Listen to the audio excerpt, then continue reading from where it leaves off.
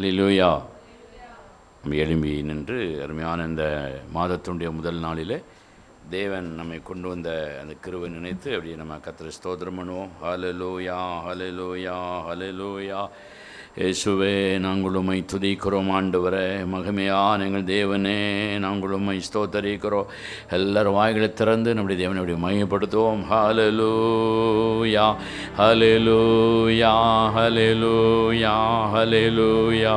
நல்லவரே உமக்கு ஸ்தோத்திரம், மகிமையுள்ளவரே உமக்கு ஸ்தோத்திரம். மாறாத எங்கள் தெய்வமே, நாங்கள் உம்மை துதிக்கிறோம். ஆண்டவரே, ஜீவனையும் சுகத்தையும் பலத்தையும் தந்தவரே உமக்கு ஸ்தோத்திரம்.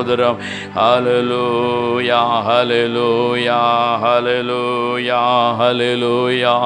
கிருபையின் ஆண்டவரே உமக்கு ஸ்தோத்திரம், உமக்கு ஸ்தோத்திரம், உமக்கு ஸ்தோத்திரம் ஐயா. ஆவியான தெய்வமே, நாங்கள் உம்மை துதிக்கிறோம். ஆண்டவரே, நீர் செய்த நன்மைகளை நாங்கள் எண்ண முடியாது என்று வேதம் சொல்லுகிறது. எண்ணி பார்க்க முடியாது, எண்ணவும் முடியாது. ஆண்டவரே, அவ்வளோ நன்மைகளை கர்த்தர் எங்களுக்கு செய்திருக்கிறீர். அதை நினைத்து நம்ம அப்படியே கர்த்தரை ஸ்தோத்திரம் பண்ணுவோம். பார்க்கலாம். ஹல்லேலூயா, ஸ்தோத்திரிக்கிறோம் ஆண்டவரே. ஹல்லேலூயா, ஹல்லேலூயா. நன்றி சொல்லாமல் இருக்கவே முடியாது, பல நன்மை செய்த இயேசுவுக்கே. வேதம் சொல்லுகிறது, தாவீது எழுதுகிறார், அநேக இக்கட்டுகளையும் அநேக ஆபத்துக்களையும் கண்ட என்னை திரும்பவும் மறுபடியும் உயிர்ப்பித்து பாதாளங்களிலிருந்து என்னை உயர ஏற பண்ணினீர் என்று சொல்லுகிறார். ஒரு துன்பம் அல்ல, ஒரு இக்கட்டல்ல, ஒரு ஆபத்தல்ல, தொடர்கதையாக சங்கிலியைப் போல நம்மை பின்தொடர்ந்து வருகிற அந்த ஆபத்துக்களையும் இக்கட்டுகளையும் நெருக்கங்களையும் பிரச்சனைகளையும் அவமானங்களையும் நிந்தைகளையும் பலவிதமான வருத்தங்களையும் நாம் எண்ணி பார்க்கும் பொழுது தேவன் அவைகளிலெல்லாம் இருந்து எத்தனை முறை நம்மை தூக்கி இருக்கிறார், எத்தனை முறை நம்மை ஏறி வர பண்ணி இருக்கிறார், எத்தனை முறை ஆண்டவர் உயர்ந்த இடங்களிலே நம்மை நிறுத்தியிருக்கிறார். பாதாளத்தில் இருந்து, படுகொலியில் இருந்து தேவன் நம்மை உயரமான இடத்துல நிறுத்தியிருக்கிறாரே. அதை நினைத்து பார்த்தால் அவருக்கு நன்றி சொல்லாமல் இருக்க முடியுமா? ஒருவேளை சில தீமைகள் இன்றைக்கு நம்மை சூழ்ந்திருக்கலாம், சில போராட்டங்கள் நம்மை சூழ்ந்திருக்கலாம், சில வேதனைகள் அவமானங்கள் நம்மை தொடர்ந்து இன்றைக்கு வந்து கொண்டிருக்கலாம். ஆனால் ஒன்று மாத்திரம் தெரிந்து கொள்ளுங்கள், எல்லா தீமைகளையும் நன்மைக்கு ஏதுவாக மாற்றுகிற தேவன் அவர். கடந்த நாட்களிலே நம்மை சூழ்ந்து வந்த அந்த தீமைகளை எல்லாம் நன்மைகளாகவே அவர் மாற்றினார். நம்முடைய கண்ணால் அதை கண்டோம், அனுபவித்தோம். அதே போல இந்த தீமையையும் கூட தேவன் நன்மையாகவே முடிய பண்ணுவார். எத்தனை பேர் நம்புகிறீர்கள்? கரங்களை தட்டி கத்திர மயப்படுத்த பார்க்கலாம். ஹல்லேலூயா, ஹல்லேலூயா, ஹல்லேலூயா. அதை விசுவாசித்தவர்களாக கண்களை மூடி ஒரு மனதோடு அந்த தேவனுக்கு நன்றி சொல்லி அவரை மையப்படுத்தி இந்த முதல் நாளில் கர்த்தர் சமூகத்தில் இந்த ஆராதனையை நம்ம ஒப்புக் கொடுப்போம். ஹல்லேலூயா. நன்றி சொல்லாமல் இருக்கவே முடியாது, பல நன்மை செய்த இயேசுவுக்கே. நன்றி சொல்லாமல் இருக்கவே முடியாது, பல நன்மை செய்த இயேசுவுக்கே. நன்றி நன்றி நன்றி என்று சொல்லி நான் துதிப்பேன், நாள்தோறும் போற்றுவேன், நாள்தோறும் போற்றுவேன். நன்றி சொல்லாமல் இருக்கவே முடியாது, பல நன்மை செய்த இயேசுவுக்கே.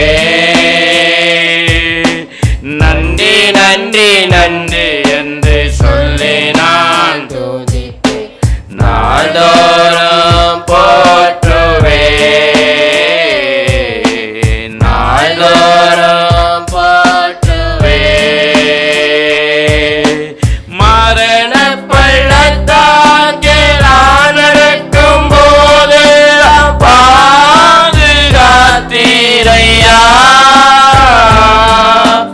மரண பள்ளத்தாக்கில் நடக்கும் போது பாதுகாத்தீரையா.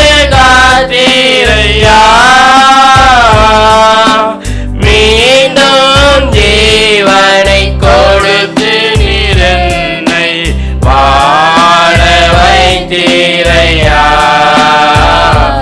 என்னை வாழ வைத்தீரையா. மீண்டும் ஜீவனை கொடுத்து நீரன்னை வாழ வைத்தீரையா. என்னை வாழ வைத்தீரையா. நன்றி சொல்லாமல் இருக்கவே முடியாது. பல நன்மை செய்த இயேசுவுக்கே நன்றி நன்றி நன்றி என்று சொல்லி நான் துதிப்பேன். நாள்தோறும் போற்றுவே. நாள்தோறும் போற்றுவே. தேவன் அருளிய சொல்லி முடியாத ஈவுகளுக்காய் ஸ்தோத்திரம். தேவன் அருளிய சொல்லி முடியாத ஈவுகளுக்காய் அவரின் கிருபைகளுக்காக அளவில்லாத கிருபைகளுக்காக ஆயுள் முழுதும் ஸ்தோத்திரம். ஆயுள் முழுதும் ஸ்தோத்திரம். அளவில்லாத கிருபைகளுக்காக ஆயுள் முழுதும் ஸ்தோத்திரம். ஆயுள் முழுதும் ஸ்தோத்திரம். நன்றி சொல்லாமல் இருக்கவே முடியாது. பல நன்மை செய்த இயேசுவுக்கே நன்றி சொல்லாமல் இருக்கவே முடியாது. பல நன்மை செய்த இயேசுவுக்கே நன்றி நன்றி நன்றி என்று சொல்லி நான் துதிப்பேன். நாள்தோறும் போற்றுவே. நாள்தோறும் போற்றுவே. எல்லாரும் கரங்களை கர்த்தரை மகிமைப்படுத்துவோம். ஹல்லேலூயா ஹல்லேலூயா ஹல்லேலூயா ஹல்லேலூயா ஹல்லேலூயா ஹல்லேலூயா. ஸ்தோத்திரம். எங்கள் பரலோகத்தின் பிதாவே, நீர் செய்த நன்மைகளை நினைத்து நாங்கள் உமக்கு நன்றி சொல்லும்படியாக இந்த அருமையான இந்த மாதத்தினுடைய முதல் நாளில் நம்முடைய சமூகத்தில் நிற்க எங்கள் தந்த ஜீவனுக்காக கிருபைக்காக ஆண்டவரே நாங்கள் உமக்கு நன்றி செலுத்துகிறோம். உம்மை துதிக்கிறோம் ஆண்டவரே. தொடர்ந்து கர்த்தாவே இந்த நாளிலும் நடக்கிற இந்த சத்தியவானின் சத்தம் நச்சதி கூட்டத்தை உன்னுடைய கரத்திலே நாங்கள் ஒப்புக் கொடுக்கிறோம். பாடல் பகுதியை ஆசீர்வதியும், செய்தி பகுதியை ஆசீர்வதியும்.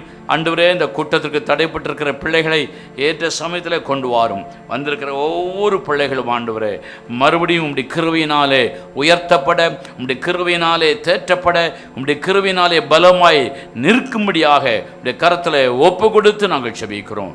தொடர்ந்து பொறுப்படுத்திக் கொள்ளும். இயேசுவின் நாமத்தில் வேண்டிக் கொள்கிறோம் எங்கள் நல்ல பிதாவே. கலந்து கொள்வோம். ஆண்டவரும் அருமை இரட்சகருமாய் இயேசு கிறிஸ்துவின் நாமத்தினாலே உங்கள் ஒவ்வொருவருக்கும் என்னுடைய அன்பின் நல்வாழ்த்துக்களை தெரிவித்துக் கொள்கிறேன்.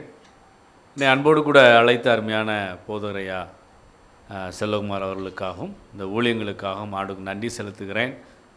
இந்த மார்ச் 1 வந்திருக்கிற உங்கள் ஒவ்வொருவரையும் ஆண்டவர் விசேஷித்த விதமாக ஆண்டவர் ஆசீர்வதிப்பாராக. ஹல்லேலூயா. சந்தோஷமாக இருக்கிறவங்க ஹல்லேலூயா. இந்த நாளிலும் கூட ஆண்டவர் நம்மோடு கூட இடைபடுவாராக. கண்களை மூடி நாம் ஜெபிக்கலாம்.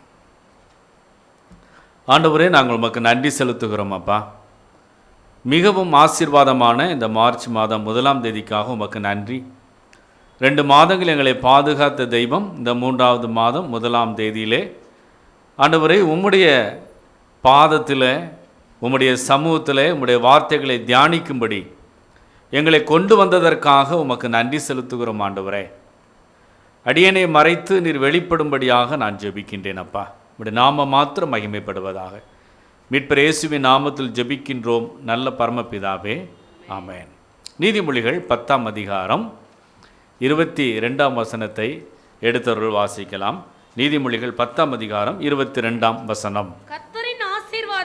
கர்த்தரின் ஆசீர்வாதமே ஐசுவரியத்தை தரும், அதனோடே அவர் வேதனையை கூட்டார். அன்பு தேவனுடைய பிள்ளைகளே, இந்த உலகத்தில் ஒவ்வொரு மனிதனும் தன்னுடைய வாழ்க்கைக்காக தன் குடும்பத்தை நடத்தும்படி ஓடிக்கொண்டே இருக்கின்றான். இரவும் பகலும் ஓடிக்கொண்டே இருக்கின்றான். ஒரு 20 வருஷத்துக்கு முன்னாடி அப்படின்னு சொன்னீங்கன்னா ஒரு ஆள் ஒரு வேலை தான் பார்ப்பார், இல்லைன்னா ஒரு தொழில் செய்வார் 20 ஆண்டுகளுக்கு முன்பாக. ஆனால் இப்போது பார்க்கும்போது ஒவ்வொரு மனிதனும் அநேக பிஸ்னஸ் பண்ணுறாங்க. செல்ஃபோன் கையில் இருக்கிறதுனால ஏதாவது ஒரு வகையில் ஒரு வருமானத்தை ஈட்ட வேண்டும் என்று சொல்லி உலகம் ஓடிக்கொண்டிருக்கின்றது. நல்லது.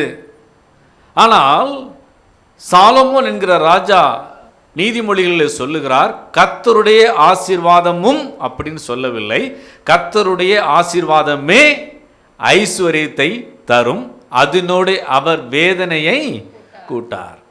அப்போ இன்னைக்கு பணத்தை சம்பாதிப்பதற்காக உலகம் ஓடிக்கொண்டிருக்கின்றது. எல்லா வழியிலும் வருகிற சம்பாத்தியம் ஐஸ்வர்யத்தை தருவதில்லை, வேதனையை தான் என்ன செய்கிறது, கொடுக்கின்றது. அப்போ கர்த்தருடைய ஆசீர்வாதம் என்று ஒன்று உண்டு. அன்பு தேவனுடைய பிள்ளைகளை, இன்று எதற்கு ஈடாக ஒருவேளை இந்த பணத்தையும் இந்த உலகப் பொருளையும் ஆண்டவர் கூறுகிறார் என்று சொன்னால், மத்தேயு 6ஆம் அதிகாரம் 24ஆம் வசனத்தை எடுத்தவர்கள் வாசிக்கலாம். மத்தேயு 6:24. இரண்டு எஜமான்களுக்கு ஊழியம் செய்ய ஒருவனாலும் கூடாது. ஒருவனை பகைத்து மற்றவனை சிநேகிப்பான், அல்லது ஒருவனை பற்றிக்கொண்டு மற்றவனை அசட்டை பண்ணுவான். தேவனுக்கும் உலகப் பொருளுக்கும் ஊழியம் செய்ய உங்களால் கூடாது. முதல்ல இந்த உலக பொருள்னா என்ன அப்படிங்கிறத ஒரு தேவனுடைய பிள்ளைகள் அறிந்து கொள்ள வேண்டும். 2 எஜமான்கள், ஒன்று ஆண்டவர், இன்னொன்று என்னது, உலகப் பொருள். இதை நம்ம மறந்துடவே கூடாது. என்றைக்கும் உலகப் பொருளை நம்ம எஜமானாக நம்ம என்ன செய்து விடக்கூடாது, வைத்து கொள்ளவே கூடாது. எத்தனை கோடி ரூபாய் வந்தாலும் நமக்கு இருக்கக்கூடிய ஒரே ஒரு எஜமான் இயேசு கிறிஸ்து மாத்திரம்தான். ஹல்லேலூயா. இதை எந்த சூழ்நிலையிலும் ஒரு ஆண்டவருடைய பிள்ளை மறந்துடக்கூடாது. ஆனால் என்ன நடக்கும் அப்படின்னு சொன்னால், நம்ம அறியாமலேயே இந்த உலகப் பொருள் என்ன செய்யும் அப்படின்னு சொன்னால் எஜமானாக மாறிக்கொண்டே இருக்கும். ஒரு ஆண்டவருடைய பிள்ளை தெளிவாக இந்த விஷயத்தில் ரொம்ப தெளிவாக இருக்க வேண்டும். என்னுடைய எஜமான் யார் தான்? ஆண்டவர் தான், இயேசு கிறிஸ்து தான் என்னுடைய எஜமான் அப்படிங்கிறது ஒரு ஆண்டவருடைய பிள்ளைக்கு மிகவும் தெளிவாக இருக்கக்கூடிய ஒன்று. எல்லாவற்றையும் ஆண்டவர் நமக்காக படைத்திருக்கிறார், உண்மை. வெள்ளியை நமக்கு தான் படைச்சிருக்கிறாரு, பொன்னையும் நமக்காக படைச்சிருக்கிறாரு. எல்லா ஆசீர்வாதங்களையும் ஆண்டவர் நமக்காக படைத்திருப்பது உண்மை. ஆனால் தேவனுடைய பிள்ளைகளே, அதெல்லாம் நம்ம எங்கே கொண்டு செல்ல வேண்டும் என்று சொன்னால் தேவனை நோக்கி கொண்டு செல்ல வேண்டும். அல்லேலூயா. அந்த ஐஸ்வர்யம் தேவனிடத்திலிருந்து நம்மை பிரிக்கிறது என்று சொன்னால் அந்த ஐஸ்வர்யம் வேதனையை தரும். ஆனால் ஒரு ஐஸ்வர்யம் உங்களை தேவனுக்கு நேராக நடத்துகிறது என்று சொன்னால் அது சந்தோஷம்தான். ஆனால் தேவனுக்கு நடத்துகிறதா என்பதை யோசித்து பார்க்க வேண்டும். ஒரு மிகப்பெரிய ஒரு தொழிலதிபர், ஆப்பிள் அப்படிங்கிற ஒரு நிறுவனத்தினுடைய எம்டி, பெரிய கோடீஸ்வரன். திடீரென்று சொல்லி அவருக்கு வயிற்று வலி வருகிறது. ஹாஸ்பிட்டலுக்கு போகிறார்.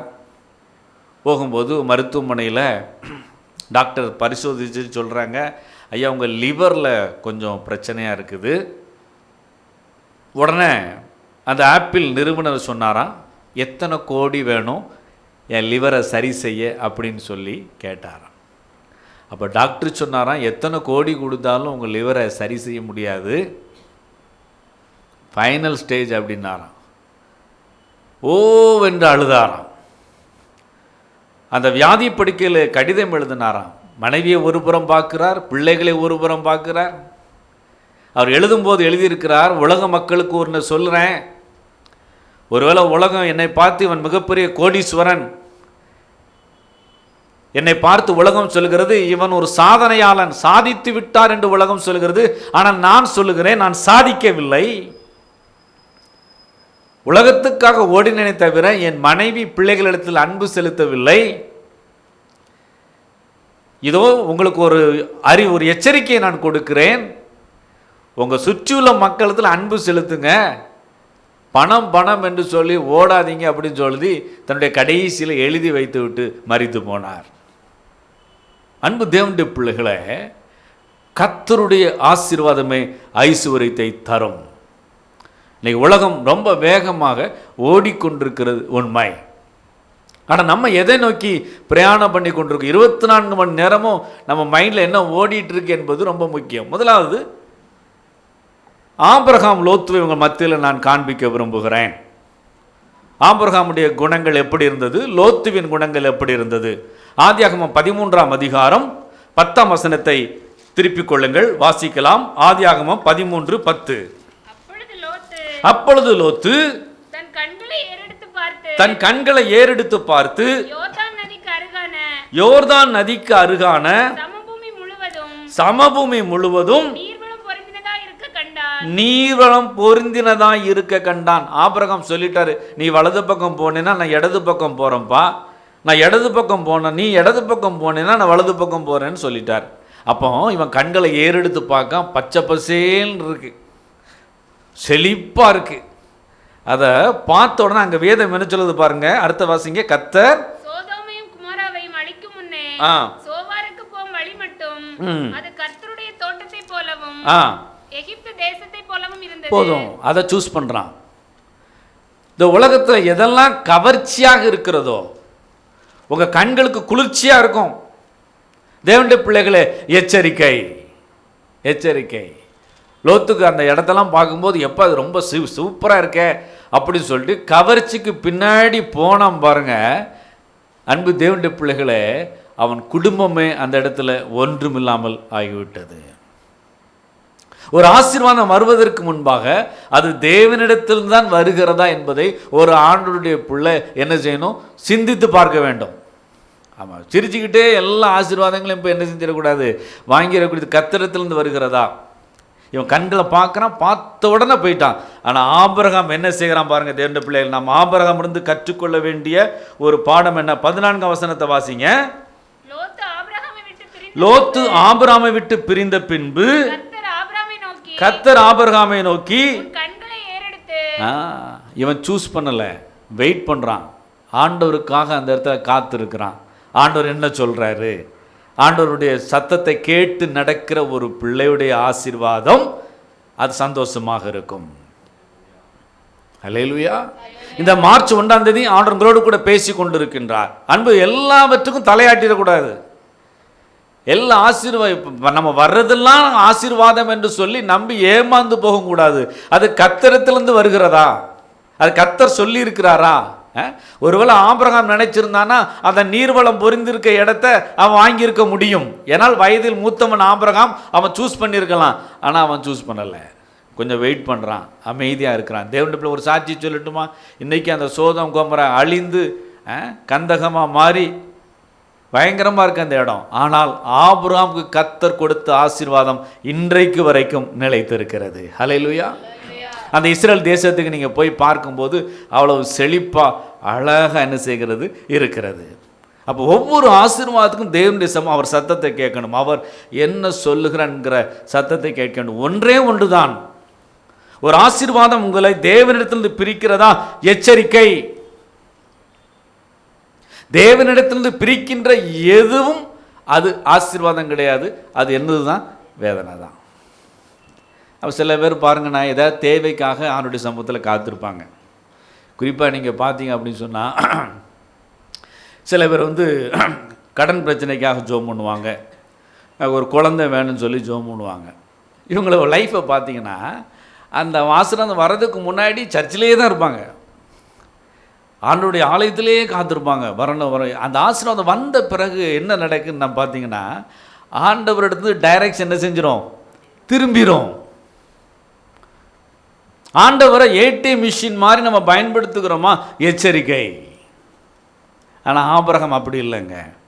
75 வயதில் அவன் குழந்தைய ஆசீர்வாதத்துக்காக ஜோம் போடுறான். 100 வயசில் கர்த்தர் கொடுக்குறாரு அவனுக்கு. அவன் வாலிப வயதான போது ஆண்டவர் சொல்றாரு, உன் குமாரனும் ஏகசுதன் எனக்காக என்ன செய்யணும், பலியிடணும் சொன்னபோது கூட ஈசாக்கு ஆபிரகாமை தேவனிடத்திலிருந்து பிரிக்க முடியவில்லை. ஒருவேளை நம்ம இருந்தால் என்ன நடந்துக்கும் தெரியாது.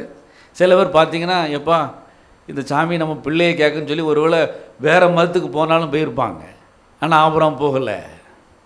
எதுவும் நம்ம தேவனிடத்திலிருந்து என்ன செய்யக்கூடாது. பல கோடி ரூபா வருதாங்க, நல்லது, ஆனால் தேவனிடத்திலிருந்து பிரிக்கக்கூடாது.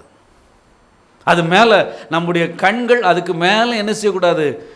எச்சரிக்கை. இன்றைக்கி உலகம் பாருங்கள், 24 ஹவர்ஸ் ஓடிக்கொண்டே இருக்கு. நைட்டு தூங்கும்போது கூட பிஸ்னஸ் நடந்துட்டு தான் இருக்குது, நல்லது. இப்போ என்னோட திருப்பிக் கொள்ளுங்கள் லூக்கா 12ஆம் அதிகாரம். திருப்பிக் கொள்ளுங்கள் லூக்கா 12ஆம் அதிகாரம். வாசிங்க 16ஆம் வசனத்தில் வாசிங்க. அல்லாமலோ ஒரு ஊமையை அவர்களுக்கு சொன்னார். ஐஸ்வர்யமுள்ள ஒருவனுடைய நிலம் நன்றாய் விளைந்தது. அப்பொழுது அவன், நான் என்ன செய்வேன், என் தானியங்களை சேர்த்து வைக்கிறதுக்கு இடமில்லையே, நான் ஒன்று செய்வேன், என் களஞ்சியங்களை இடித்து பெரிதாக கட்டி எனக்கு விளைந்த தானியத்தையும் என் பொருட்களையும் அங்கே சேர்த்து வைத்து பின்பு ஆத்துமாவே உனக்காக அநேக வருஷங்களுக்கு அநேகம் பொருட்கள் சேர்த்து வைக்கப்பட்டிருக்கிறது. நீ இளைப்பாரி புசித்து குடித்து பூரிப்பாயிரு என்று என் ஆத்மாவுடைய சொல்லுவேன் என்று தனக்குள்ளே சிந்தித்துக் கொண்டான். தேவனோ அவனை நோக்கி, மதிகேடனே, உன் ஆத்மா உன்னிடத்திலிருந்து இந்த ராத்திரியிலே எடுத்துக் கொள்ளப்படும். அப்பொழுது நீ சேகரித்தவைகள் யாருடையதாகும் என்றார். அவன் கணக்கு பாருங்க, எப்படி கணக்கு போடுறான் பாருங்க. 2 4000, 4 8000, 8 16000, 16 32,000, 30, இப்படி கணக்கு போய்கிட்டே இருக்கு. இன்றைக்கி மனிதனுடைய சிந்தனைகள் எல்லாம் இப்படி தான் இருக்குது. என்னத்தை வாங்கலாம், இது எப்படி போகலாம். உண்மை நல்லது, நான் கெட்டதுன்னு சொல்லலை, எல்லாமே நல்லது. ஆனால் இங்கே ஆண்டவர் முக்கியமான வசனம் 21வது வசனம், உங்கள் இருதயமாகிய பலகையில் எழுதப்பட வேண்டிய வசனம். உங்கள் இருதயமாகிய பலகையில் பசுமரத்தாணி போல் எழுதப்படக்கூடிய வசனம் 21வது வசனம் வாசிங்க. தேவனிடத்தில் ஐஸ்வர்யவானாயிராமல் தனக்காகவே பொக்கிஷங்களை சேர்த்து வைக்கிறவன் இப்படியே இருக்கிறான். ஒரு ஆண்டவருடைய பிள்ளை தேவனிடத்தில் ஐஸ்வர்யமாய் இருக்க வேண்டும்.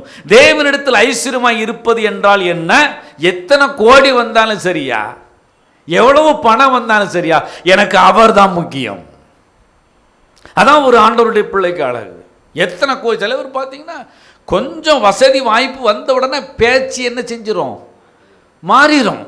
ஆமாம், கொஞ்சம் வசதி வாய்ப்புகள் வந்த உடனே வாசிங்க 2 நாளாகமம் 26ஆம் அதிகாரம் 16ஆம் வசனத்தை வாசிங்க. 2 நாளாகமம் 26:16 வாசிங்க.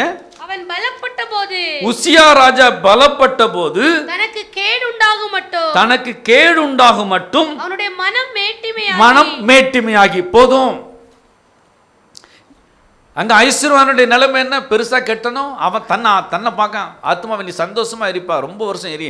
ஆனால் ஆண்டவர் கேட்காருங்க, நைட்டு உன்னுடைய ஜீவன் எடுக்கப்படுமானால் எல்லாம் ஒன்றை புரிந்து கொள்ளுங்க தேவனுடைய பிள்ளையே, இந்த உலகத்தில் நீங்கள் நானும் டிராவல் பண்ணிக்கிட்டு இருக்கோம், அவ்வளவுதான். இங்கேயே நித்தியமாகவே இந்த பூமியில் இருக்க போகிறது கிடையாது. எனவே தான் சங்கீதக்காரன் சங்கீதம் 49 சொல்லி வச்சிருக்கிறான். நிறைய பேர் நினைக்கிறாங்க இங்கே நம்ம ரொம்ப நாள் இருக்க போகிறோம். வாசிங்க சங்கீதம் 49, திருப்பிக் கொள்ளுங்க. சங்கீதம் 49ஆம் சங்கீதம் 10ஆம் வசனத்தை வாசிங்க. ஞானிகளும் மரித்து அஞ்ஞானிகளும் நிர்மூடரும் ஏகமாய் அழிந்து தங்கள் ஆஸ்தியை மற்றவர்களுக்கு வைத்து போகிறதை காண்கிறான். தங்கள் வீடுகள் நித்திய காலமாகவும் தங்கள் வாசஸ்தலங்கள் தலைமுறையாகவும் இருக்கும் என்பது அவர்கள் உள்ளத்தின் அபிப்பிராயம். தரிக்கிறார்கள். போதும். இவங்க என்ன நினைக்கிறாங்கன்னா நித்தியமாகவே நம்ம வீடுகள்லாம் இருக்கும். ஒன்று சொல்லட்டுமா, இன்னொரு 15-20 வருஷத்தில் பில்டிங் மாடல்லாம் மாறிடும். இப்போ எங்கேயாவது ஓட்டு வீடை பார்க்க முடியுதா? காரை விட வேற மாதிரி போயிட்டு இருக்கு. அப்போ சந்ததி மாறிக்கொண்டே இருக்கிறது. எல்லாம் மாறும். எங்கள் சொந்தக்காரர் ஒருத்தர் ஒரு இடத்துல 5 சென்ட் இடத்த வாங்கி போட்டு என்கிட்ட பத்திரத்தை கொடுத்து அந்த இடத்த பாருங்கன்னு பார்த்தா அங்கே போய் பார்த்தா ஒன்றையும் காணும், போர்டையும் காணும், ஒன்றையும் காணும், வித்தவனையும் காணும். இன்னும் வரையும் கண்டுபிடிக்க முடியல. நான் சொல்லிட்டேன். அவங்க சொன்னாங்க உங்களுக்கு கொஞ்சம் அமௌண்ட் தானே. எனக்கு ஒன்றுமே வேண்டாம், இருந்தாங்க பத்திரத்தை கையில் பிடிங்க. கண்டுபிடிக்க முடியல. ஒரு 10 வருஷத்துக்கு முன்னாடி வாங்கினது. அப்போ அன்பு தேவனுடைய எது நித்தியமானது? தேவனிடத்தில் நாம் வைக்கக்கூடிய அந்த உறவு நித்தியமானது. நமக்கு வரக்கூடிய ஆசீர்வாதங்கள் நல்லது. அது நம்மை தேவனை நோக்கி நடத்த வேண்டும். தேவனிடத்திலிருந்து பிரிக்க கூடாது. இன்னைக்கு நிறைய வாழ்க்கை என்ன பாருங்க, ஒருவேளை தரித்திரத்தில் இருக்கும்போது நல்ல ஜெபம் பண்ணுவாங்க. கொஞ்சம் ஆசீர்வாதம் வந்த பின்பு அவங்க ஜெபிச்சாங்கன்னா சரி. ஆனால் தேவனை தேடுகிற டைம் எல்லாம் குறைஞ்சி போச்சு அப்படின்னு சொன்னால் அந்த ஆசீர்வாதம் நமக்கு தேவையில்லை. எனக்கு ரொம்ப பிடிச்சது யார் அப்படின்னு சொன்னால் தாவீது தான். 1 நாளாகமம் 22ஆம் அதிகாரம் திருப்பிக் கொள்ளுங்க. 1 நாளாகமம் 22ஆம் அதிகாரம் 14ஆம் வசனத்தை வாசிங்க. இதோ நான் என் சிறுமையிலே கர்த்தருடைய ஆலயத்திற்காக 1,00,000 தாலந்து பொன்னையும் 1,00,000 தாலந்து பொன்னையும் 10,00,000 தாலந்து வெள்ளியையும் 10,00,000 தாலந்து வெள்ளியையும் நிறுத்த முடியாத திரளான வெண்கலத்தையும் இரும்பையும் சவதரித்தும் மரங்களையும் கற்களையும் சவதரித்து வைத்தேன். நீ இன்னும் அவைகளுக்கு அதிகமாய் சவதரிப்பாய். இங்கே தாவீது எவ்வளவு பெரிய கோடீஸ்வரம் பாருங்க அன்பு தேவனுடைய பிள்ளைகளை. ஆனால் ஆண்டவர் சொல்றாரு தாவீதை பார்த்து, அவன் என் இருதயத்திற்கு ஏற்றவன். அப்போ கோடிக்கணக்கில் இருந்தாலும் இருதயத்திற்கு ஏற்றவனாக இருக்க முடியும். எப்போ? அவருக்காக பயன்படுத்தும் போது, அவருடைய ராஜ்யத்துக்காக பயன்படுத்தும் போது. பார்த்தியா நான் எவ்வளோ பெரிய கோடீஸ்வரம் பார்த்தியா அப்படின்னு சொல்லி உலகத்துக்கு காண்பிப்பதற்காக நம்ம ஐஸ்வரனை இருக்க வேண்டாம். அவருடைய ராஜ்யத்தின் பணிக்காக நம்ம இருக்க வேண்டும். அவ்வளவு கோடிகளை சேர்த்து வச்சு எப்போ சிறுமையில் சேர்த்துருக்கான் பாருங்க. ஒரு முறை ஒரு மிகப்பெரிய ஒரு சாமியார் அவர் மரித்த பின்பு அவருடைய அறைக்குள்ளே போய் பார்க்காங்க, தங்க பிஸ்கட்டாக இருக்கான். பிரிட்டானியா பிஸ்கட் வச்சுருந்தா கூட என்ன செஞ்சுருக்கலாம், எடுத்து சாப்பிட்ருக்கலாம். பூரா என்னது தங்க பிஸ்கட்டு. ஒரு பிஸ்கட்டை கூட ஒரு சரி ஐயா சாமியார் பாவையா ஒரு பிஸ்கட்டை அவர் பாடியோடு சேர்த்து வச்சு வைப்போன்னு சொல்லி வச்சாங்களா? கடைசியில் புதைக்கும் போது எடுத்துருவான். அதே நேரத்தில் அன்னை தெரசா மரித்த பின்பு உள்ளே போனால் ஒரு வாளி இருந்துச்சான், 2 சேலை இருந்துச்சான், ஒரு 60 ரூபா மட்டும் இருந்துச்சான். அவ்வளவு ஏழை எளிய ஜனங்களுக்கு அந்த அம்மா உதவி செஞ்சுருக்கிறாங்க. ஆனால் இந்த சாமியார் பாருங்க தங்க பிஸ்கட்டுக்கு மேலே படுத்திருந்தாரு தவிர ஒரு தங்க பிஸ்கட்டும் அவர் என்ன செய்யலை, காப்பாற்றவில்லை. இந்த உலகத்தின் ஐஸ்வர்யங்கள் தேவனுக்கு நேராக நம்ம என்ன செய்ய வேண்டும், தேவனுடைய பிள்ளைகளை நடத்த வேண்டும். நமக்கு வரக்கூடிய பணங்கள் எல்லாம் சரியான முறையில் வருகிறதா, அந்த ஐஸ்வர்யம் கரெக்டாக வருகிறதா என்பது ஒரு ஆணுடைய பிள்ளை யோசிக்கணும். ஏன் ஆணுடைய சத்தத்தை நீ கேட்க முடியல பாருங்க. ஏலியும் சாமுவேலும் ஒரே இடத்துல தான் இருக்கிறாங்க. ஆனால் ஏலி ஆணுடைய சத்தத்தை கேட்க முடியல. ஆனால் சாமுவேலுங்கிற குட்டி பையன் ஆணுடைய சத்தத்தை கேட்குறான், உண்மைதான். ஆனால் கடைசி வரைக்கும் ஆண்டவர் சாமுவேலோடு பேசிக்கொண்டே இருக்கிறார். எந்த இடத்துலையாவது சாமுவேல் நான் ஆண்டோடைய சத்தத்தை கேட்க முடியலையேன்னு சாமுவேல் சொல்லலை, பேசிக்கொண்டு. காரணம் ஒன்று தான். 1 சாமுவேல் 12ஆம் அதிகாரம் திருப்பிக் கொள்ளுங்கள். 1 சாமுவேல் 12ஆம் அதிகாரம் 3ஆம் வசனத்தை எடுத்தருள் வாசிங்க. இதோ இருக்கிறேன் கர்த்தருடைய சந்நிதியிலும் அவர் அபிஷேகம் பண்ணி வைத்தவருக்கு முன்பாகவும் என்னை குறித்து சாட்சி சொல்லுங்கள். நான் யாருடைய எருதை எடுத்துக்கொண்டேன்,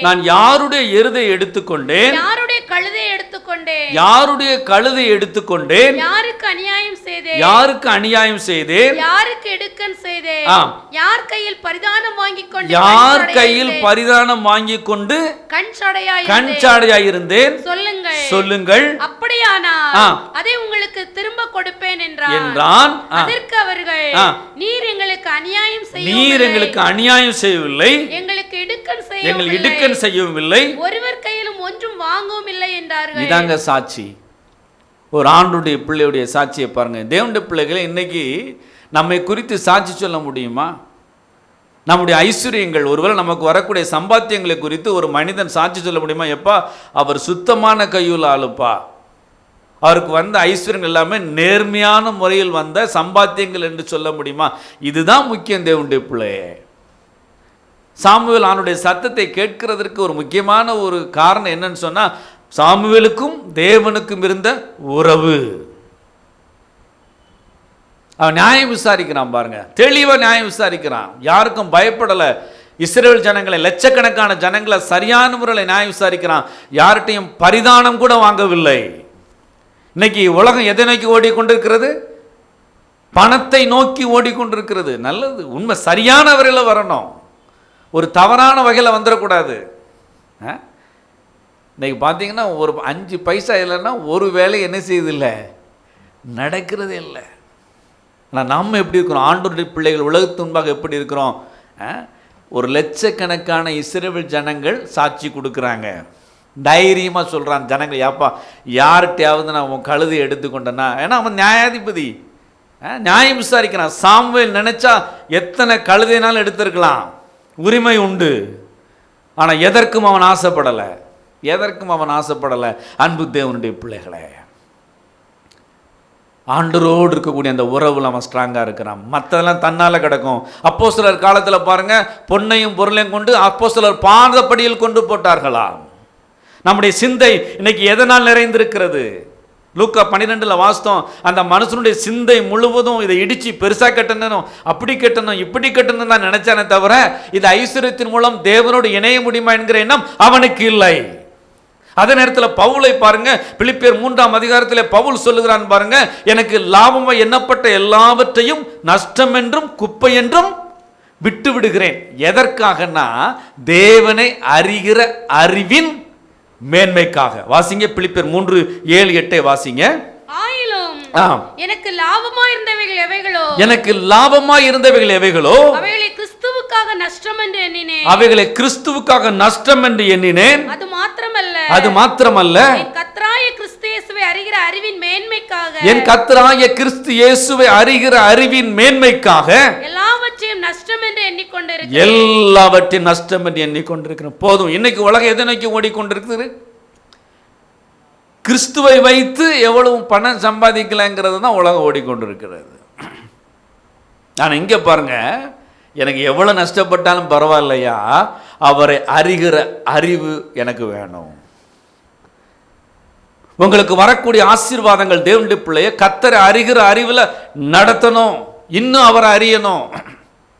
இந்த ஆசீர்வாதங்கள் மூலமாக இன்னும் நான் தேவனை நெருங்கணும் அப்படிங்கிற எண்ணம் ஒரு ஆண்டவருடைய பிள்ளைக்கு இருக்கும்போது அந்த ஆசீர்வாதம் ஒரு நாள் உங்களுக்கு எதை கொடுக்காது? வேதனையை கொடுக்காது.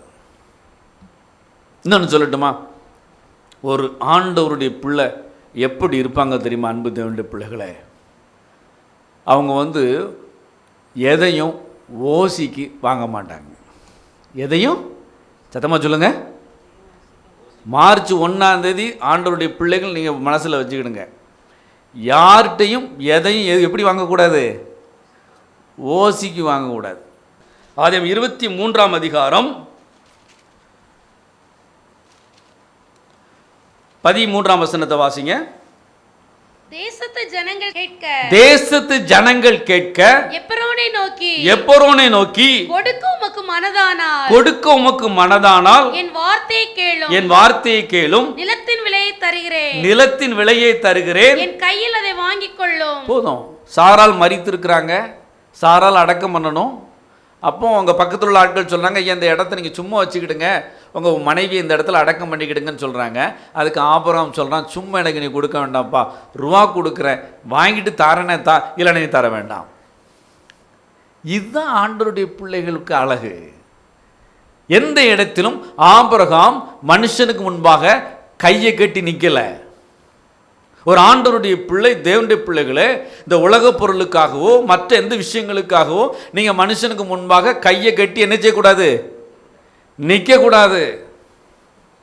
நயவஞ்சகமா பேசக்கூடாது. இவற்றை இப்படி சிரிச்சு பேசினா இந்த ஆசீர்வாதத்தை வாங்கிடலாம், இல்லை. ஆபிரகாம கர்த்தர் ஆசீர்வதித்தார் உண்மை. ஆனா ஆபிரகாம் எந்த மனுஷனை எதிர்பார்க்கவில்லை, தேவனை மாத்திரம் நோக்கி அவனை எதிர்பார்க்கிறான். இந்த மார்ச் 1 உங்க மத்தியில் சொல்றேன், இவர் ஏதாவது எனக்கு கொடுத்துட மாட்டாரா, அவங்க ஏதாவது எனக்கு தந்துட மாட்டாங்களா, இந்த அதிகாரி ஏதாவது எனக்கு ப்ரமோஷனுக்கு உதவி, எந்த மனுஷன் நீங்கள் எதிர்பார்க்க வேண்டிய அவசியம் இல்லை. வானத்தையும் பூமியையும் படைத்த கர்த்தரிடத்தில் இருந்து ஒத்தாசை வரும். ஆபிரகாம் இன்னொரு இடத்துல ஆபிரகாம் காமிக்கிறேன் பாருங்க, திருப்பிக் கொள்ளுங்க. ஆதியாகமம் 14ஆம் அதிகாரம். ஒரு சோதோமின் ராஜா வந்து ஆபிரகாம் கிட்ட சொல்றான். 14ஆம் அதிகாரம் 21ஆம் வசனத்தை வாசிங்க. சோதோமின் ராஜா ஆபிரகாமை நோக்கி ஜனங்களை எனக்கு தாரும், பொருட்களை நீர் எடுத்துக்கொள்ளும் என்றார். அதற்கு ஆபிரகாம் சோதோமின் ராஜாவை பார்த்து, ஆபிரகாமை ஐஸ்வர்யவான் ஆக்கினேன் என்று நீர் சொல்லாதபடிக்கு ஒரு சரட்டையாகிலும் பாதரட்சியின் வாரையாகிலும் உமக்கு உண்டானவைகளில் போதும். ஒரு ராஜா சொல்றாருங்க ஆபிரகாம்கிட்ட வந்து, ஆபிரகாமே பொருள் எல்லாம் நீ எடுத்துக்கப்பா, ஜனங்களை மட்டும் எனக்கு தா அப்படின்னு சொன்னால் நம்ம என்ன செஞ்சுருப்போம்? சிரிச்சுக்கிட்டே என்ன செஞ்சுருப்போம்? ரொம்ப சந்தோஷம் ராஜா அப்படின்னு சொல்லி அந்த நெக்லஸை எடுத்திருப்போம். அந்த வளையல் பெரிய வளையலாக இருக்கு ஐயா, ரொம்ப நல்ல ராஜான்னு சொல்லி எடுத்திருப்போம். அப்புறம் சொல்லிட்டான், ஒரு சிரட்டை வாறு கூட எனக்கு தேவையில்லைன்னு சொல்லி அவன் சொல்கிறான் பாருங்க. அதுக்கு அடுத்த வசனம் நீங்கள் இந்த மாதம் ஃபுல்லாக சொல்லக்கூடிய வசனம். அடுத்த வசனத்தை வாசிங்க. வானத்தையும் பூமியும் உடையவராகிய உன்னதமான தேவனாய கர்த்தருக்கு நேராக என் கையை உயர்த்துகிறேன். போதும். உங்க கை எப்போது எங்க உயர்ந்திருக்கணும்? அங்க மனுஷன் இவன் எனக்கு எதை செஞ்சிருவான் அவன் எதிர்பார்க்க கூடாது. திடீர்னு பார்க்க நேரத்துக்கு எனக்கு கூகுள் பேல ஒரு 5000 ரூபாய் கிரெடிட் ஆகிட்டு, சத்யராஜன் போட்டிருக்கு, யாருன்னு தெரில. என்னடா எந்த சத்யராஜன் தெரியலையே, 5000 ரூபா போட்டிருக்க, எதுக்கு போட்டிருக்காருன்னு சொல்லி தெரியலையே அப்படின்னு சொல்லி. ஏன்னா இப்போ நமக்கு சத்யராஜன் ஒரு பழக்கம் இருந்தால் தானே வரும். அப்போ அடுத்த ஆண்டர் கேட்குறாரு, கேளு யார் நீங்கன்னு கேளு அப்படி. ஒரு மனசு சொல்லுது பேசாமல் விட்டுருமான்னு கேட்கு, இன்னொரு மனசு கேளு அப்படிங்க. உடனே எதுக்காக அந்த பணத்தை அனுப்பியிருக்கீங்கன்னா அவர் சொன்னார் ஆர்டி போடுறதுக்காக அனுப்பியிருக்கேன், அந்த ஆள் அனுப்ப சொன்னாருங்க. இன்னொரு மனுஷு எனக்கு ஆர்டி போடக்கூடிய ஆளுக்கு பதிலாக இவர் அனுப்பியிருக்காரு பாருங்க. உடனே கேள்வி கேட்குறோம் பாருங்க. சிரிச்சுக்கிட்டே நம்ம என்ன செஞ்சிடக்கூடாது, அப்படியே எப்போ கீழே ஒரு நகை கிடக்குன்னு எடுத்து சந்தோஷமாக பேரை கூட கத்தர் கொடுத்தாங்க. நமக்கு அது தேவையில்லை, நம்ம ஆண்டவருடைய பிள்ளைகள். ஆபிரகாமுடைய பிளஸ்ஸிங்ஸ் நமக்கு வேணும் அப்படின்னு சொன்னால் தேவனுடைய பிள்ளைகளை அவர் சத்தத்தை கேட்கிறவர்களாக நம்ம இருக்கணும். லோத்து மாதிரி கண் கவர்ச்சியெல்லாம் கண்டு பேரக்கூடாது. பெர்க்மான்ஸ் அழகாக பாடியிருக்கிறாரு, கவர்ச்சியெல்லாம் காணல் நீர் அப்படின்னு சொல்லி. வசதியை கண்டு ஓடாதே அது, ஆமாம் அது போய்கிட்டே தான் இருக்கும். ஆனால் அந்த வசதி வாய்ப்புகள் வரும்போது அதை தேவனுக்காக பயன்படுத்த வேண்டும். இல்லை அதாவது ஐஸ்வர்ய சிந்தை இருந்தாலே போதும். சிலவர் பாருங்க பல கோடி ரூபா வச்சுருப்பான், எச்சிக்கையில் என்ன செய்ய மாட்டான், காக்கா விரட்ட மாட்டான். அதே நேரத்தில் பாருங்க இவன்லாம் செய்வானா அப்படிம்போம் நல்ல தாராளமாக இருப்பாங்க. ஒரு மனுஷனுக்கு ஐஸ்வர்ய சிந்தையில் இருக்கணும், ஒரு ஆண்டுடைய பிள்ளைக்கு ஐஸ்வர்ய சிந்தையில் இருக்கணும். அன்பு தேவனுடைய பிள்ளைகளை, இந்த உலகம் கவர்ச்சியை நோக்கியே ஓடிக்கொண்டிருக்கிறது. ஆனால் ஆபிரகாம் அவரை நோக்கி போய் கொண்டே இருக்கிறான். இந்த மார்ச் மாதத்தில் தேவனுடைய பிள்ளைகளே, நம்முடைய நிலைமை என்ன? நம்ம ஆண்டவரோடு நெருங்கி கொண்டிருக்கிறோமா? அதான் ரொம்ப முக்கியம். அதான் போட்டிருக்கு, முதலாவது தேவனுடைய, ஆமாம் மற்றெல்லாம் பின்னாடி தன்னால் வரும், நீங்கள் போக வேண்டிய அவசியம் இல்லை. இதைத்தான் தாவீது சொல்லுகிறான், நன்மையும் கிருபையும் என்னை தொடரும் தான். நம்ம அதுக்கு பின்னாடி போக வேண்டிய அவசியம் இல்லை. எதெல்லாம் பின்னாடி வரணுமோ எல்லாம் வந்துக்கிட்டே இருக்கும். ஆனால் நம்ம தேவனிடத்தில் இன்னும் நெருங்கி போய்கிட்டே இருக்க வேண்டும். பாருங்க, எலிசா தீர்க்கதரிசி இருக்கிறாரு. அப்போ நாகமான் வந்து ஜெபம் பண்ணுதான், ஐயா எனக்கு குஷ்டம் வந்துட்டு அப்படின்னு சொன்னோம். இப்போ யோர்தானில் போய் முங்குங்கிறாரு, சரியாயிட்டு. அப்போ ஒரு சம்பவம் நடக்கு பாருங்க, திருப்பி கொள்ளுங்க. 2 ராஜாக்கள் 5ஆம் அதிகாரம் 15ஆம் வசனத்தை வாசிங்க. அப்பொழுது அவன் தன் கூட்டத்தோடெல்லாம் தேவனுடைய மனுஷனிடத்திற்கு திரும்பி வந்து அவனுக்கு முன்பாக நின்று, இதோ இஸ்ரவேலில் இருக்கிற தேவனை தவிர பூமி எங்கும் வேற தேவன் இல்லை என்பதை அறிந்தேன். இப்போது உமது அடியின் கையில் ஒரு காணிக்கை வாங்கிக் கொள்ள வேண்டும் என்றான். அதற்கு அவன், நான் வாங்குகிறதில்லை என்று கர்த்தருக்கு முன்பாக அவருடைய ஜீவனை கொண்டு சொல்கிறேன் என்றான். வாங்க வேண்டும் என்று அவனை வருந்தினாலும் தட்டுதல் பண்ணிவிட்டான். பாருங்க, குஷ்ட சுகமாயிட்டு, சுகமானவன்னு ஒரு காணிக்கையை கொடுக்குறான். ஆனால் எலிசா அதை என்ன செய்யலை, வருந்து தான், வருந்தி கொடுத்தாலும் அவன் என்ன செய்யலை, வாங்கலை. அவனுக்கு வேலையால் இருக்கக்கூடிய ஆள் தான் கேயாசி.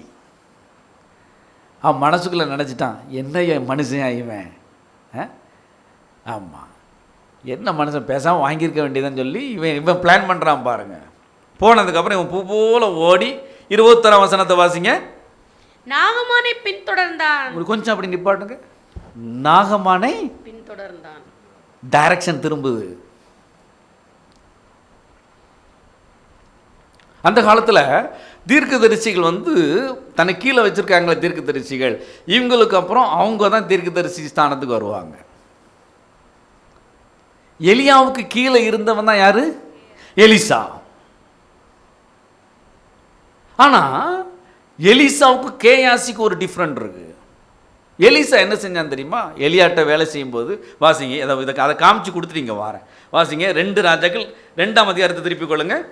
2 ராஜாக்கள் 2ஆம் அதிகாரம் திருப்பிக் கொள்ளுங்க. 2ஆம் வசனம் வாசிங்க. எலியா எலிசாவை நோக்கி நீ இங்கே இரு, கர்த்தர் என்னை பெத்தேல் மட்டும் போக அனுப்புகிறார் என்றான். அதற்கு எலிசா நான் உம்மை விடுகிறதில்லை என்று கர்த்தரின் ஜீவனையும் உம்முடைய ஜீவனையும் கொண்டு சொல்கிறேன் என்றான். போதும். வாட் இஸ் அவர் காலிங், நம்முடைய அழைப்பு என்ன? That is very important. உங்களை என்னை ஆண்டவர் எதற்கு அழைத்திருக்கிறார் என்பது ரொம்ப முக்கியம். நம்ம எதற்கு தெரிந்தெடுத்திருக்கிறார் என்பது ரொம்ப முக்கியம். எலிசா தன்னுடைய காலிங்க அறிந்து கொண்டான். எலியா சொல்றாரு, எப்பா நான் பெத்தேல் வரைக்கும் போயிட்டு வரேன். இல்லையா, நம்ம போக விட மாட்டேன். கேயாசி அந்த இடத்துல இருந்து என்ன செஞ்சிருப்பான், தாராளமாக போயிட்டு வாங்க, எனக்கு ரொம்ப நல்லது.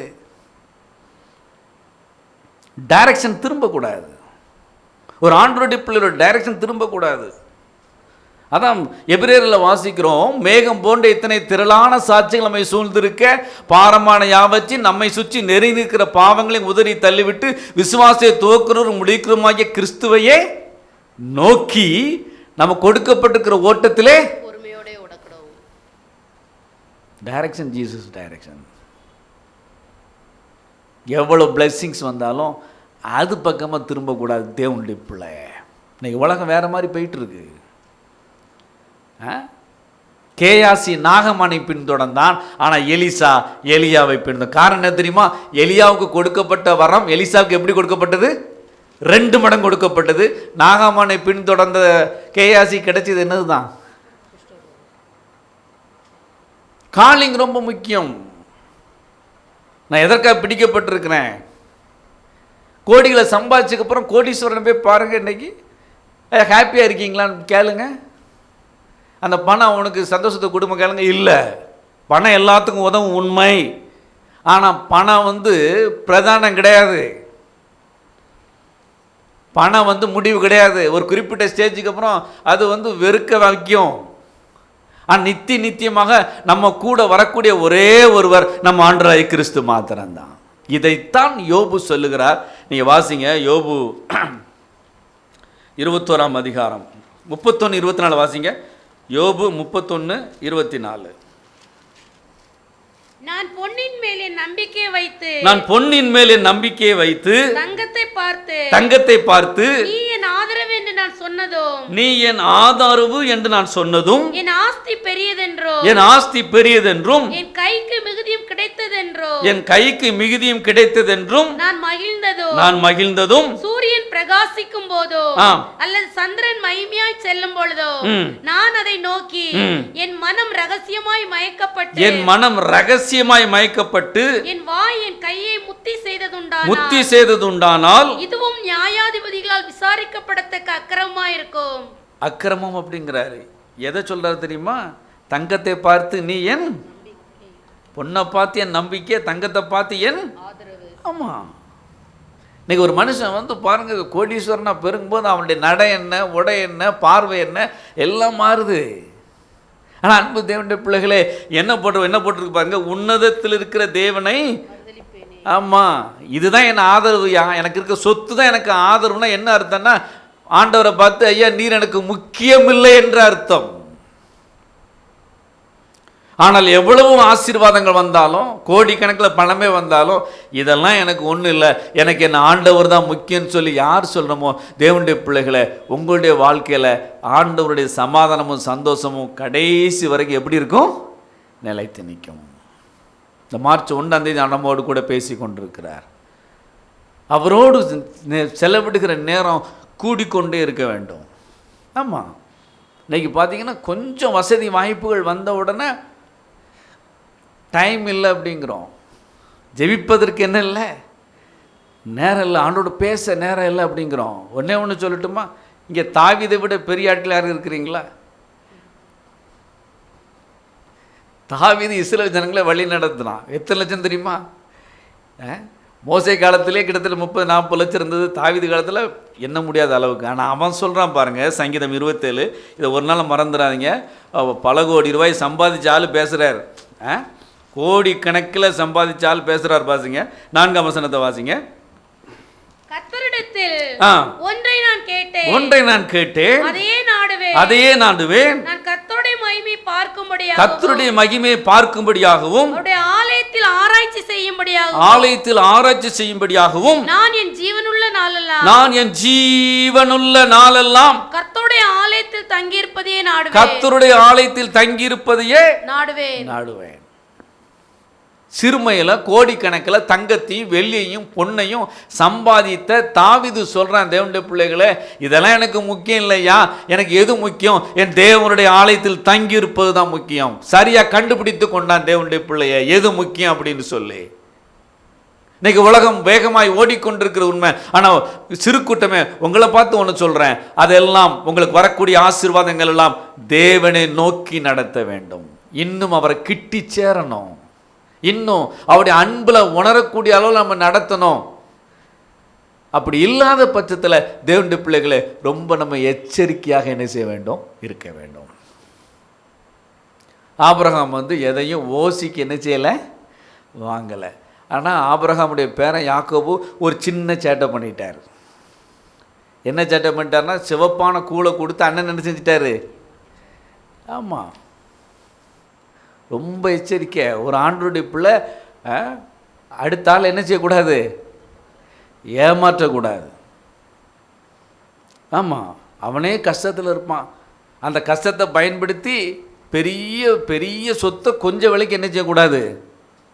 கேட்கக்கூடாது. பாவம் வருது, ரொம்ப கஷ்டத்தை. அந்த நேரத்தில் அவன்கிட்ட என்னத்தை பிடுங்கலான்னு இல்லை. யாக்கோபு தன்னுடைய சொந்த சகோதரன் ஏசாவை சிவப்பான கூளை கொடுத்து பசியில் உட்காந்துருக்கான். ஒரு 5 புரோட்டா கொடுத்து, ஒரு சேஷபுத்திர பாகம் என்பது ரொம்ப முக்கியமான ஒன்று. 5 புரோட்டா கொடுத்து 1 ஏக்கர் லேண்டை வாங்கினா எப்படி இருக்கும்? ஆனால் என்ன நடந்துச்சு பாருங்க அவனுக்கு. அவன் மாமா அவனை எத்தனை முறை ஏமாத்தினாரான்? 10 முறை. யாக்கோ பின்னாடி சொல்ல பாருங்க, மாமாட்ட லாபானை பார்த்து, ஐயா நீர் என்னை இது வரைக்கும் எத்தனை முறை ஏமாச்சு நீர்? 10. அவனை 10 முறை ஏமாத்தினப்பா, நீ உங்கள் அண்ணனுடைய முக்கியமான சொத்தையை நீ வாங்கிட்டு போயிட்டியப்பா. உணர்றான், அழுறான். 400 பேரோட ஏசா மாறான்னு சொன்ன உடனே தேவ சமூகத்தில் போய் கதறான். அப்போ ஆண்டவர் கேட்குற, உன் பேர் என்னப்பா? ஐயா நான் ஒரு எத்தனை, ஐயா நான் ஒரு யாக்கோப்பு, நான் ஒரு எத்த. உணர்வு தட்டுது, பேரை அவனுக்கு மாற்றுறாரு. சமாதானமாகறான். மார்ச் 1 தேவனுடைய பிள்ளைகள் உணர்வடைவோம், உணர்வடைவோம், உணர்வடைவோம். தேவனுடைய பிள்ளைகளை ஒவ்வொரு தேவனுடைய பிள்ளைகள் உங்கள் வீட்டுக்கு வரக்கூடிய ஒவ்வொரு பைசாவும் அது தேவ சமூகத்திலிருந்து வருகிறதை காணப்பட வேண்டும். சகையு டாக்ஸ் கலெக்டர், ஆமாம் டாக்ஸ் கலெக்டர் அப்படின்னா போதும் சொத்து குமிஞ்சிரும், கோடி கணக்கில் சொத்து. ஆனால் ஆண்டவர் வராரு, எப்போ அவன் வீட்டில் தங்கணும் அப்படிங்கிறாரு. ஓகே, எல்லாம் முறுமுறுக்கான், இவன் பாவியான மனுஷன்லாம் அப்படின்னு சொல்லி உடனே சொல்கிறான், ஆண்டவரே யாரிடத்துல தான் அநியாயமாக வாங்கிறது உண்டால் எத்தனை தடவை கொடுக்கேன், என் ஆஸ்தியை பாதியை.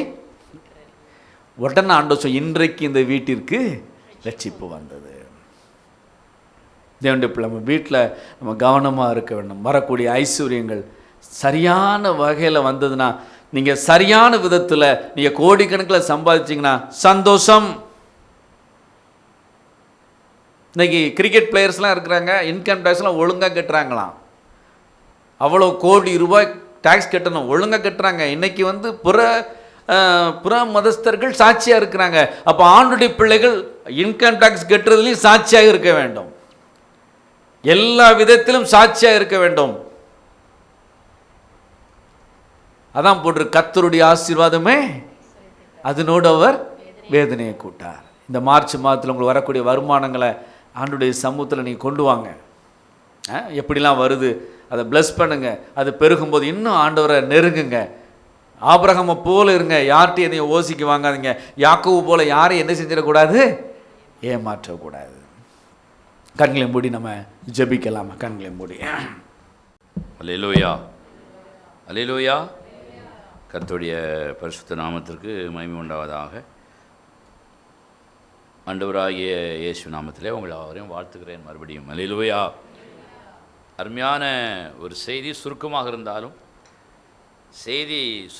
இருந்தாலும் உங்களுக்கு பிரயோஜனமாக இருந்திருக்குன்னு நினைக்கிறேன். அல்லேலூயா. எந்த வார்த்தையில் ஆரம்பித்தாங்க? கர்த்தருடைய ஆசீர்வாதமே ஐஸ்வர்யத்தை தரும், அதனோடு வேதனையை கூட்டார். பல வருஷங்களுக்கு முன்பதாக ஒருவர் என்கிட்ட கேட்டார், கர்த்தருடைய ஆசீர்வாதத்திற்கும் கர்த்தருடைய ஆசீர்வாதம் இல்லை என்பதற்கும் என்ன அடையாளம் அப்படின்னு என்கிட்ட கேட்டார். அல்லேலூயா. பல வருஷத்துக்கு முன்னாடி என்கிட்ட கேட்டார் ஒருத்தர், கர்த்தருடைய ஆசீர்வாதத்தை எப்படி அறிந்து கொள்வது, இது கர்த்தருடைய ஆசீர்வாதம் இல்லை என்பதை எப்படி அறிந்து கொள்வது. அல்லேலூயா. நீ எத்தனையோ லட்சம் கோடி இன்றைக்கி நிறைய பேர் இடத்துல புரளுகிறது. வீடு, காரு, பங்களா, நகைகள், இன்னும் தோட்டம், துறவுன்னு பல நன்மைகள், ஆசீர்வாதங்கள் எல்லாம் புரளுகிறது. அல்லேலூயா. இப்போ இதெல்லாம் பார்க்கும்பொழுது நாம என்ன சொல்கிறோம், அவன் நல்லா இருக்கான் அப்படிங்க. அல்லேலூயா. எதை சொல்கிறோம்? கோடிக்கணக்கில் லட்சக்கணக்கில் ஆஸ்திகளும் சொத்துக்களும் வீடுகளும் பணமும் நகை இருப்பதனால நம்ம சொல்லுகிறோம். அல்லேலூயா. சத்தம் நல்ல சொல்லுங்க. அப்போ ஏன்னா நமக்கே தெரியல கர்த்தருடைய ஆசீர்வாதம்னா எதுன்னு நமக்கே தெரியல. தெரிஞ்சால் தான் நம்ம சொல்ல மாட்டோமே. அவங்க ஒரு சகோதரன் கேட்டார், ஐயா கர்த்தருடைய ஆசீர்வாதங்கிறது எப்படி கண்டுபிடிக்கிறது, கர்த்தருடைய ஆசீர்வாதம் இல்லை அப்படிங்கிறது எப்படி கண்டுபிடிக்கிறதுன்னு கேட்டார். அதுக்கு நான் அவர்கிட்ட அந்த கேள்விக்கு சொன்ன பதில் இதுதான். தேவன் உடனே எனக்கு அதை ஞாபகத்தில் கொண்டு வந்தார். கர்த்தருடைய ஆசீர்வாதம் ஐஸ்வர்யத்தை தரும், ஆனால் அந்த ஆசீர்வாதத்தில் என்ன இருக்காது, வேதனையில் இருக்காது. சத்தமர சொல்லுங்க பார்க்கலாம். கர்த்தருடைய ஆசீர்வாதம் இல்லை என்று சொன்னால் அது எந்த நிலையிலே நமக்கு கிடைத்தாலும், பணமோ பொருளோ சொத்தோ சுகமோ பொன்னோ ஆடையோ உணவோ எதில் நமக்கு கிடைச்சாலும் அந்த ஆசீர்வாதத்தில் என்ன இருக்கும், வேதனைகள் இருக்கும், சமாதானம் இருக்காது. ஆனால் இங்கே வேதம் சொல்கிறது கர்த்தருடைய ஆசீர்வாதமே ஐஸ்வர்யத்தை தரும், அதில் சமாதானம் இருக்கும், அதில் என்ன இருக்காது, வேதனைகள் இருக்காது. இப்போ உங்களுக்கு இருக்கிற ஆசீர்வாதங்களில் வேதனைகள் பிரச்சனைகள் நிறைந்திருக்குமானால் நீங்கள் உங்களை கொஞ்சம் நல்ல மறுபரிசீலனை பண்ணிக்கொள்ள வேண்டும். அல்லேலூயா. ஆண்டவரே இந்த ஆசீர்வாதம் எனக்கு நன்மையாக இல்லை, இந்த இடம் எனக்கு கிடைத்தது, இந்த வீடு எனக்கு கிடைத்தது, இந்த பிள்ளைகளை நான் பெற்றது, இந்த கணவனின் மனைவி எனக்கு கிடைத்தது, இந்த பணம் எனக்கு வந்தது, எல்லாமே எனக்கு பிரச்சனையாக இருக்கு ஆண்டவரே அப்படிங்கிற ஒரு நிலையில் நீங்கள் இருந்தால் உங்களை மறுபரிசீலனை பண்ணிக்கொள்ளணும். அல்லேலூயா. ஏன் இந்த ஆசீர்வாதங்கள் உங்களுக்கு சமாதானமாக இல்லாமல் வேதனையாக இருக்கிறது? அதுக்கு 2 உதாரணங்களை சொன்னார். லோத்து, ஆபிரகாம், அப்படி தானே? லோத்தும் ஆபிரகாமும் ஒன்றா சேர்ந்து பயணம் பண்ணிட்டு வந்தாங்க. திடீர்னால ஆஸ்திகள் எல்லாம் பெருகுகிறது. வேதம் அப்படித்தான் சொல்லுகிறது, எடுத்து சொல்வதற்கு நேரம் இல்லை. அவர்களுக்குள்ளே ஆஸ்தி பெருகும் பொழுது வேலைக்காரனுக்கும் சண்டை வருது. லோத்துக்கும் ஆபிரகாமுக்கும் சண்டை வரலை, ஆனால் லோத்துடைய வேலைக்காரர்களுக்கும் ஆபிரகாமுடைய வேலைக்காரருக்கு என்ன வருது? ஒரு வாக்குவாதம் வருகிறது. வாக்குவாதம் வந்தோடனே இனிமேல் நமக்கு குடியிருக்க முடியாது அப்படி சொல்லி ஆபிரகாம் லோத்தை அழைத்து பெருந்தன்மையோடு, லோத்துக்கு வா, நம்ம மேய்ப்பொருளுக்குள்ளே வாக்குவாதமும் சண்டை வந்து விட்டது. இது நாளைக்கு அப்படியே வளர்ந்து ஆட்டை கடிச்சு மாட்டை கடிச்சு ஆளை கடிச்சு நமக்குள்ளே என்ன செஞ்சிடும்? சண்டை வந்துடும். சண்டை இழுத்து விடுறதுக்குன்னு நிறைய மேய்ப்பர்கள் மனிதர்கள் நமக்குள்ளே நினைச்சுக்கிறார்கள் இருக்கிறார்கள். உறவுகளிலே பார்த்தீங்கன்னா சண்டை இழுத்து விடுகிறதே உறவாக தான் இருக்கும். ஒரு அள்ளி சொல்லுங்க பார்க்கலாம். விசுவாசிகளுக்குள்ளே விசுவாசி சண்டை இழுத்து விட்டுரும். ஒரு அள்ளிலே சொல்லுங்க. இதே போல் சண்டைகள் வந்துரும்ப்பா. அதனால் நம்ம தனித்தனியாக பிரிவோம், சமாதானமாக பிரிவோம்னு சொல்லி, நீ வடக்க போனா தெற்க போகிறேன், நீ கிழக்க போனால் நான் மேற்க போகிறேன் அப்படின்னு சொல்கிறார். அல்லேலூயா. வேதம் சொல்லுது, லோத்து தன் கண்களை ஏறெடுத்து சோதோம் கொமோராவை பார்த்தானா. அல்லேலூயா. அது ஆசீர்வாதமான ஒரு கர்த்தருடைய தோட்டத்தை போல நினைச்சது இருந்தது. அவர் சொன்னதில் எனக்கு பிடிச்ச ஒரு பாயிண்ட் என்னென்னா, லோத் அந்த இடத்தை தன் கண்களை வைத்து பார்த்து தன் கண்களுக்கு அது ஏற்றதாக பிரியமாக சௌரியமாக சரியாக இருந்ததுனால அவன் அந்த இடத்த பார்த்து நினைச்சிட்டான், போயிட்டான். ஒரு அழிவு சொல்லுங்க. ஆபிரகாம் லோத்து இந்த பக்கம் போயிட்டானே, நான் இந்த பக்கம் போகிறேன் அப்படின்னு அவன் கண்ணை அவன் சுயமாக பார்த்து போகலை. தேவன் சொன்னார், நீ இப்போ உன் கண்ணை வச்சு பார் அப்படின்னாரு. அல்லேலூயா. அந்த பாயிண்ட் தான் பிடிச்ச பாயிண்ட் எனக்கு. நீ இப்போ உன் கண்ணால் பார் அப்படின்னு யார் அவனுக்கு பார்க்க சொன்னது? தேவன் பார்க்க சொன்னார். வடக்க பாரு, தெற்க பாரு, அங்கே பாரு, இங்கே பாருன்னு தேவன் அதை பார்க்க சொன்னார். தேவன் பார்க்க சொன்ன பிரகாரமாக பார்க்க சொன்னபடி அவன் பார்த்ததுனால அவன் போன இடம்லாம் அவனுக்கு எப்படி இருந்தது? ஆசீர்வாதமாக கடைசி மட்டும் இருந்தது. ஒரு அலையில சொல்லுங்க பார்க்கலாம். லோத்து போனது ஆரம்பத்தில் ஆசீர்வாதமாக இருந்தது, முடிவில் அந்த ஊரை விட்டு, அந்த வீட்டை விட்டு, அந்த இடத்த விட்டு, அந்த ஜனங்களை விட்டு, உறவுகளை விட்டு என்ன செஞ்சான்? பிரிந்து ஓடும்படியாக இருந்தது. அல்லேலூயா. அப்போ லோத்து தன் கண்களை பின்தொடர்ந்து போய் கொஞ்ச நாள் வசித்து விட்டு திரும்ப வந்து விட்டான். ஆபிரகாம் தேவன் சொன்னபடியே தன் கண்களை வைத்தவன் பார்த்ததினாலே அவனுக்கும் அவன் சந்ததிக்கும் அந்த இடம் சொந்தமாக கொடுக்கப்பட்டது. ஒரு அல்ல பார்க்கலாம். இதில் ரொம்ப முக்கியமானது என்னென்னா, நாம் தொடர வேண்டிய காரியங்களை சிந்தனைகளை ரொம்ப கவனமாக பார்த்து தொடர்ந்து போகணும். அல்லேலூயா. என் கண்ணுக்கு அது பிரியமாக இருக்கிறது, என் பார்வைக்கு அது சௌரியமாக இருக்கிறதுன்னு சொல்லி நம்ம எதையோ யாரையோ எந்த ஒரு காரியத்தையும் பின்தொடர்ந்து போனால் கொஞ்ச நாள் நல்லா இருக்கும். லோத்து மாதிரி விட்டுட்டு நினைச்ச வேண்டியிருக்கும், ஓட வேண்டியிருக்கும். அல்லேலூயா. நாம் எதை பின்தொடர்கிறோம்? நம்ம கண்களின்படி பின்தொடர்கிறோமா? தேவன் பார்க்க சொன்னபடி பார்த்து பின்தொடர்கிறோமா? அல்லேலூயா. வேதம் சொல்கிறது, ஆபிரகாமுக்கு தேவன் காண்பித்த தேசத்துக்கு அவன் போனான். அல்லேலூயா. ஆமாம், அதான் ரொம்ப முக்கியம். தேவன் நமக்கு எல்லாத்தையுமே காட்டணும். அப்படி காட்டும் பொழுது அதை நம்ம பின்தொடர்ந்தால் நன்மையும் கிருபையும் ஜீவனோட நாளெல்லாம் நம்ம என்ன செய்யும்? பின்தொடரும். நீங்கள் அவரை விட்டுட்டு நன்மையும் கிருபையும் கிடைக்கும், லாபமும் வசதியும் கிடைக்கும், பணமும் வரவும் நமக்கு இருக்குன்னு சொல்லி எதையோ யாரையோ நம்பி நீங்கள் போனீங்கன்னா, தொடர்ந்து போனால் உங்கள் வாழ்க்கையில் அது கிடைக்கும், நிலையாய் அது உங்கள் வாழ்க்கையில் என்ன செய்யாது? நிலைத்து நிற்காது. அல்லேலூயா. ஆகவே உங்கள் வாழ்க்கையில் உங்களுக்கு கிடைத்த ஆசீர்வாதங்கள் வேதனையாக இருக்கிறதா, சமாதானம் உள்ளதாக இருக்கிறதான்னு சொல்லி நீங்கள் இன்றைக்கி ஒரு கேள்வியை கேட்கணும். அல்லேலூயா. அது ஆசீர்வாதமாக இருக்கிறது, எனக்கு வேதனையாக இல்லை என்று சொன்னால் சந்தோஷம். அல்லேலூயா. எனக்கு அது வேதனையாக இருக்கிறது, சலனமாக இருக்கிறது, சஞ்சலமாக இருக்கிறது அப்படின்னு ஒரு எண்ணம் உங்கள் இதயத்தில் தோன்றுமானால் நீங்கள் உங்களை கொஞ்சம் மறுபரிசீலனை பண்ணணும். அல்லேலூயா. என்ன மறுபரிசீலனை பண்ணணும்? நான் தொடர்ந்து போகிற அந்த பாதை, நான் தொடர்ந்து போகிற அந்த மனிதன் அல்லது அந்த மனுஷி, நான் தொடர்ந்து போகிற அந்த வேலை அல்லது அந்த தொழில், நான் தொடர்ந்து போகிற அந்த சபை அல்லது ஊழியம், நான் தொடர்ந்து போகிற எக்ஸெட்ரா எக்ஸெட்ரா எந்த ஒரு காரியமாக இருந்தாலும் எனக்கு மனம் சலிப்பாக இருக்கிறது, சஞ்சலம் உள்ளதாக இருக்கிறது. நீங்கள் யோசித்தீங்கன்னா உங்கள் வாழ்க்கையில் நீங்கள் தொடர்ந்து போகிற காரியத்தை ஒரு ஆராய்ச்சி பண்ணணும். அல்லேலூயா. லோத் தன் கண்களை நம்பி தொடர்ந்து போனான். அல்லேலூயா. அடுத்தால் ஒருத்தர் சொன்னார், அது யாரு? கேயாஸ் நாகமான் என்ன செய்கிறான்? பின்தொடர்ந்து போகிறான். அல்லேலூயா. நாகமான் கேயாஸ் சம்பவம். அது கேயாஸ் யாரை பின்தொடர்ந்து போகணும்? தேவனுடைய மனிதனை பின்தொடர்ந்து போகணும். அல்லேலூயா. ஆனால் கேயாஸ் தேவ மனிதனை பின்தொடர்வதை விட்டுவிட்டு நாகமானை பின்தொடர்ந்து போகிறான். எதுக்காக போனான்னா காசுக்காக, பணத்துக்காக, தேவைகளுக்காக போனான் அப்படின்னு வேதம் சொல்லுது. அல்லேலூயா. கடைசியில் அவனுக்கு கிடைத்த பரிசு என்னது? அவனுக்கும் அவன் சந்ததிக்கும் குஷ்ரோகம் பிடித்ததுன்னு வேதம் சொல்லுது. அல்லேலூயா. இப்படி நம்ம லோத்தை போல, கேஎஸ்ஐ போல நம்ம தவறான ஒரு பின்தொடர்கிற அனுபவம், தவறானவைகளை பின்தொடர்கிற அனுபவம் இருந்தால் அதன் மூலமாக நமக்கு ஆசீர்வாதமே கிடைச்சாலும், நன்மை கிடைச்சாலும், பணம் கிடைச்சாலும், சொத்து கிடைச்சாலும், வீடு கிடைச்சாலும், நிலம் கிடைச்சாலும், வேலை கிடைச்சாலும், ஒருவேளை பொண்ணு மாப்பிள்ளையே நமக்கு கிடைச்சா கூட அது எப்படி இருக்கும்? வேதனைகள் நிறைந்ததாக இருக்கும். அல்லேலூயா. வேதத்தில் இன்னொரு சில வசனம் நீங்கள் உங்களுக்கு நான் காட்ட விரும்புகிறேன். நீங்கள் வாசிங்க பார்க்கலாம். ஒரு சில வசனங்களை நீங்கள் வாசிங்க. தாவீது சொல்லுகிறார், சங்கீதத்தின் புஸ்தகம் 34ஆம் சங்கீதம் 14ஆம் வசனத்தை வாசிங்க. சங்கீதம் 34:14.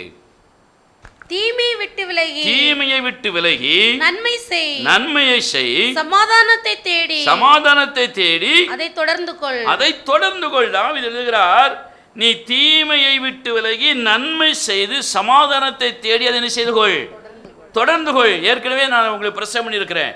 இன்னைக்கு தீமையை விட்டு விலகிக் கொள்கிறோம். தேவனுடைய பிள்ளைகள் அது தவறு, இது தவறு, கொலை செய்யக்கூடாது, கொள்ளையடிக்கக்கூடாதுன்னு தீமைகளை விட்டு விலகி விடுகிறோம். ஆனால் நன்மை செய்ய என்ன செய்கிறோம்? மறந்து போய் விடுகிறோம். நன்மை செய்வதற்கு நாம் தொடர்ந்து போவதற்கு பதிலாக தீமையை செய்வதை விட்டு விலகி அதோடு நம்முடைய வாழ்க்கையை நிறுத்தி விடுகிறோம். அல்லேலூயா. தீமை செய்வதை விட்டு விலகி அதோடு நிறுத்தி விடுகிறோம். நன்மை செய்வதை தொடர்ந்து கொள்வதில்லை. அல்லேலூயா. நீங்கள் தீமை செய்வதை விட்டு விலகினது நல்லது, ஆனால் தொடர்ந்து நன்மைகளை செய்கிறீர்களா? சமாதானத்தை தேடி நீங்கள் அதை தொடர்ந்து போகிறீர்களா? அல்லாவிட்டால் சண்டையும் வாக்குவாதமும் பிரிவினையும் பாருங்கள், பெரும் குழப்பத்தையும் கலகத்தையும் தேடி போகிறீர்களா? யோசித்து பாருங்க. நீங்கள் எதை தொடர வேண்டுமோ அதைத்தான் தொடரணும். அல்லேலூயா. நன்மையை செய்ய நீங்கள் தொடர வேண்டும். சமாதானத்தை என்ன செய்யணும்? தேடி தொடர்ந்து கொள்ள வேண்டும். அல்லேலூயா. அடுத்தால ஒரு வசனத்தை நீங்கள் வாசிங்க. எசேக்கியேல் தீர்க்கதரிசியின் புஸ்தகம் 23ஆம் அதிகாரம் 30வது வசனத்தை வாசிங்க. எசேக்கியேல் 23:30 வாசிங்க பார்க்கலாம். நீ புறஜாதிகளை பின்தொடர்ந்து அவங்களுடைய நரகலான விக்கிரகங்களினாலே உன்னை தீட்டுப்படுத்திக் கொண்ட உன் வேசித்தனத்து நிமித்தம் இவைகள் உனக்கு செய்யப்படும். அடுத்தால வேதம் சொல்லுது, தேவனுடைய பிள்ளைகள் யாரை பின்தொடர்ந்து போனாங்களா? புறஜாதிகள். நீ விசுவாசிகளையும் தேவனையும் தேவ மனிதர்களையும் பின்தொடர்ந்து போக வேண்டிய தேவனுடைய பிள்ளை. அல்லேலூயா.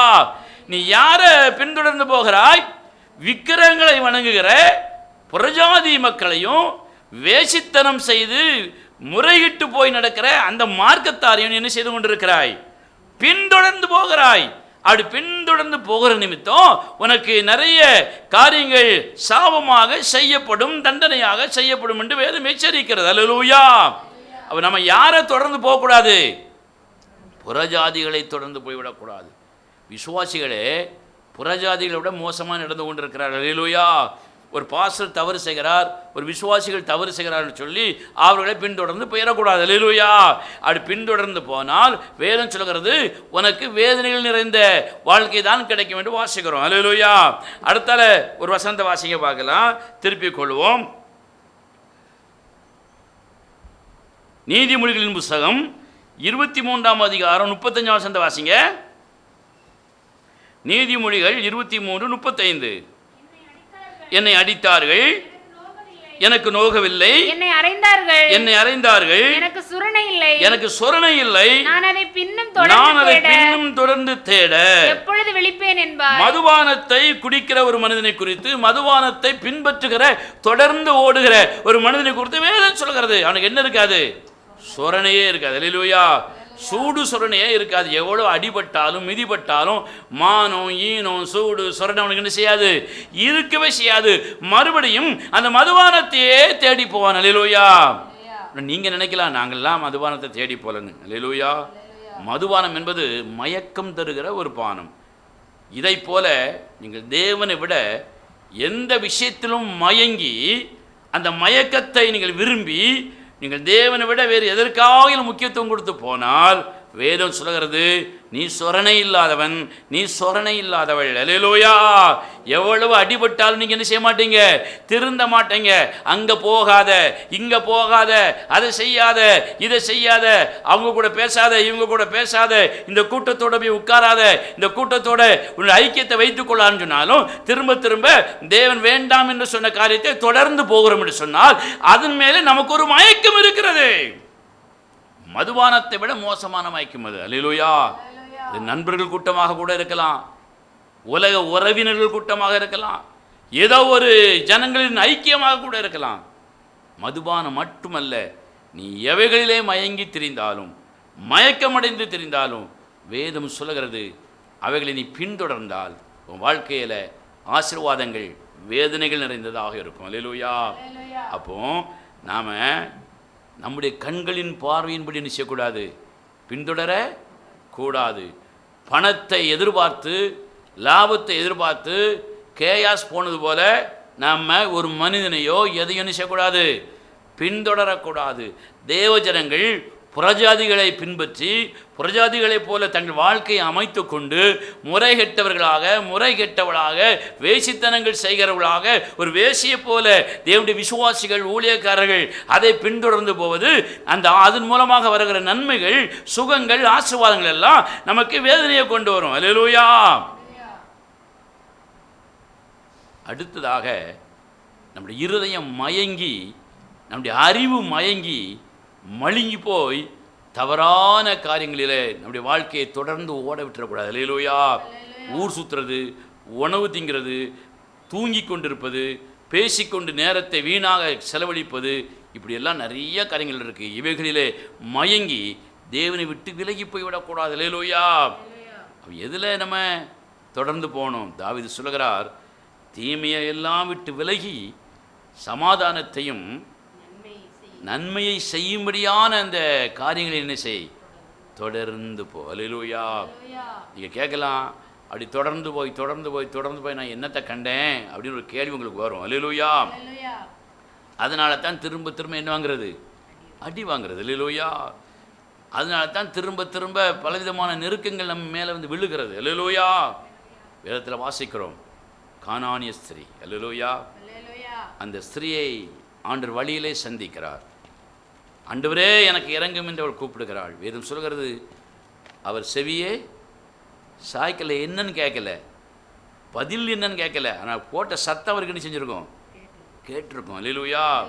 அவர் போய்கொண்டே இருக்கிறார். அலட்சியம் பண்ணிக்கொண்டு போய்கொண்டிருப்பது போல போய்கொண்டே இருக்கிறார். ஏன் தெரியுமா? சீஷர்கள் அங்கே ஒரு பாடத்தை கற்றுக்கொள்ள வேண்டும். அல்லேலூயா. சீஷர்கள் சொல்லுகிறார்கள், ஆண்டவரே இவள் ஒன்று என்ன செய்கிறாள்? பின்தொடர்ந்து வருகிறார். சீஷர்கள் ஆண்டருக்கு புத்தி சொல்லக்கூடிய அளவில் ஒரு சூழ்நிலைங்க உருவாகிறது. அப்போ ஆண்டவர் அந்த அளவுக்கு மூளை இல்லாதவரா, ஞானம் இல்லாதவரா, புத்தி இல்லாதவரா? இல்லை. சீஷர்கள் நீ படிச்சுக்கோ, அவளை நான் எவ்வளவு அலட்சியப்படுத்தினாலும், அவள் கூப்பிடுகிற சத்தத்தை நான் கேளாதவர் போல நடந்து போனாலும், அவளை நாய் என்கிற ஒரு மிருகத்திற்கு சமமாக அவளை நான் பேசினாலும், அவள் என்ன செய்கிறாள்? தொடர்ந்து வருகிறாள். அல்லேலூயா. அப்படி சொல்லிட்டு சொன்னார், இவருடைய விசுவாசம் பெரியது. அல்லேலூயா. விசுவாசம் எப்படிப்பட்டது? பெரியது. வேதம் சொல்லுகிறது, கடுகளவு விசுவாசம் இருந்தால் மலை என்ன செய்யும்? பெயர்ந்து போய்விடும். சத்தமாக கரங்களை திட்டி கத்திர மகிமைப்படுத்துங்க பார்க்கலாம். கடுகளவு விசுவாசம் இருந்தாலே மலை பெயர்ந்து போயிடும். அல்லேலூயா. ஆனால் பெரிய விசுவாசம் இருந்தால், உங்கள்கிட்ட கடுகளவு விசுவாசம் இருக்கோ இல்லையோ அது எனக்கு தெரியல. அல்லேலூயா. பெரிய விசுவாசம் இருக்கும் என்று நான் நம்புகிறேன். அல்லேலூயா. கடுகளவு விசுவாசம் ஒரு மலையை பெயர்ந்து போக செய்யும். அதனால நமக்கு ஏதாவது பிரயோஜனம் உண்டா? ஒரு பிரயோஜனம் கிடையாது. அல்லேலூயா. ஆனால் பெரிய விசுவாசம் உங்களுக்கு இருந்தால், வேதம் சொல்லுகிறது, ஆண்டவர் சொன்னார், உன் விசுவாசம் பெரியது, நீ விரும்புகிறபடி உனக்காக கடவுது. கரங்களை தட்டி கத்திர மகிமைப்படுத்த பார்க்கலாம். கடுகளவு விசுவாசம் மலையை பெயர்ந்து போக செய்யும். பெரிய விசுவாசம் நீ விரும்பினவங்களை உனக்கு கொண்டு வரும். அல்லேலூயா. இந்த அருமையான இந்த முதல் நாளிலே தேவ சமூகத்தில் விசுவாசத்தோடு அவரை பின்தொடரணும். அல்லேலூயா. கண்கள் போன பக்கமெல்லாம் போயிடக்கூடாது. ஆகவே வேதம் சொல்லுகிறபடி நம்முடைய ஆசீர்வாதங்கள் ஆசீர்வாதமாகவே இருக்கணும், சமாதானம் உள்ளதாகவே இருக்கணும். அது எந்த ரீதியாக இருந்தாலும் சரிதான். பொருளாக, மனிதனாக, உறவுகளாக, நண்பர்களாக, சொத்தோ சுகமோ பணமோ பொருளோ எது வந்தாலும் ஆசீர்வாதமாக இருக்கணும். அல்லேலூயா. அது நமக்கு வேதனைகள் என்ன செய்யக்கூடாது? கூட்டி கூட்டி தந்துவிடக்கூடாது. அப்போ என்ன செய்யணும்? எதை தொடர வேண்டுமோ அதை தான் தொடரணும், எதை தொடரக்கூடாதோ அதை தொடரக்கூடாது. அல்லேலூயா. ஆகவே தேவன் சொல்லுகிறபடி அவருடைய வசனங்களுக்கு, வார்த்தைகளுக்கு நம்மை ஒப்பு கொடுத்து, தாவீது சொன்னபடி மாயையை பாராதபடி என் கண்களை விலக்கும் ஆண்டவரே என்று சொன்னது போல மாயைகளுக்கு முக்கியத்துவம் கொடுத்து அந்த பாதையில் பயணத்தில் தொடர்ந்து ஓடி பலவிதமான நஷ்டங்களையும் கஷ்டங்களையும் அனுபவிப்பதை விட்டு விட்டு தேவனை நோக்கி நம்முடைய கண்களை என்ன செய்வோம்? ஏறெடுப்போம். அல்லேலூயா. எனக்கு ஒத்தாசை வருகிற பர்வதங்களுக்கு நேராக என் கண்களை ஏறெடுக்கிற. அங்கிருந்து தான் உதவி வரும். மனுஷனிடத்தில் இருந்து உதவிலாம் எப்பவும் எல்லா நேரமும் செய்யாது, வராது. தேவனிடத்தில் போனீங்கன்னா அவர் எப்படியாயிலும் உதவி செய்வதற்கு அவரே இறங்கி வருவார். இல்லாவிட்டா யாரையா அனுப்புவார். ஒரு சொங்க பார்க்கலாம். ஆகவே நம்முடைய பாதையை, நம்முடைய பயணத்தை, நம்முடைய வழிகளை எல்லாம் தேவனுடைய பார்வைக்கு நேராக திருப்பிடணும். அல்லேலூயா. அதுதான் வேதம் சொல்லுகிறது, உன் வழியை கர்த்தருக்கு ஒப்பு கொடுத்து விடு, அப்பொழுது அவர் உன் காரியங்களை எல்லாவற்றையும் செய்வார், வாய்க்க பண்ணுவார். வேதனை இல்லாத ஆசீர்வாதங்களை உங்களுக்கு என்ன செய்வார்? தருவார். அல்லேலூயா. எல்லாரும் எழுப்பி நிற்போம். ஆண்டவரிடத்தில் நம்முடைய வழிகளையும் நம்முடைய பாதைகளையும் நம்முடைய பயணங்களையும் ஒப்பு கொடுப்போம். அப்படியே ஒப்பு கொடுங்க பார்க்கலாம். ஹல்லேலூயா, ஹல்லேலூயா, ஹல்லேலூயா, ஹல்லேலூயா, ஹல்லேலூயா. ஒரு வேளை உங்கள் ஆசீர்வாதங்கள் வேதனைகளோடு இருக்கிறதா? உன் கண்களை திருப்பிக்கொள். தேவனுக்கு நேராக உன் கண்களை திருப்பிக்கொள். சமாதானத்திற்கும் நன்மைக்கு நேராக உன் கண்களை திருப்பிக்கொள். கானானிய ஸ்திரீயை போல ஆண்டவரை தொடர்ந்து பின்பற்றும்படியாய் உன் கண்களை திருப்பிக்கொள். உன் வேதனை நிறைந்த ஆசீர்வாதங்கள் சமாதானம் நிறைந்ததாக மாறும். எத்தனை பேர் அதை நீங்கள் புரிந்து கொண்டீர்கள்?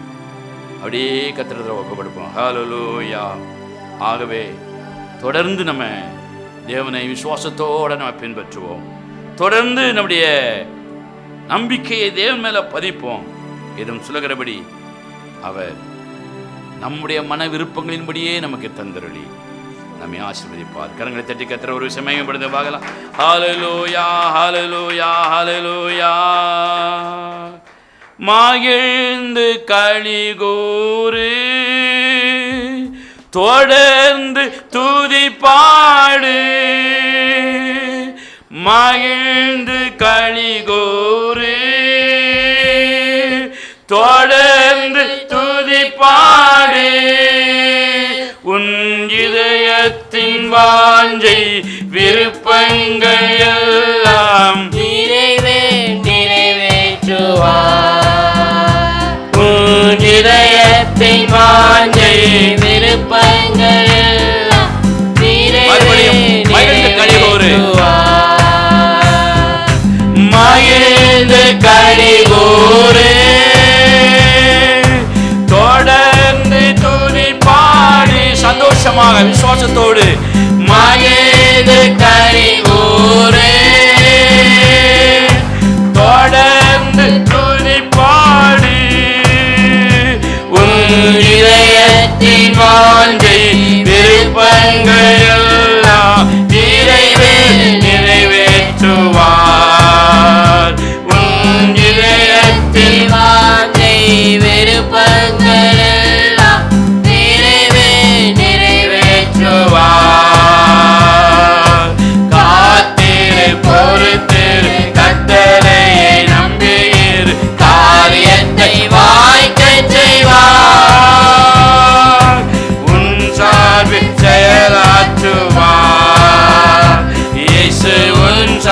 will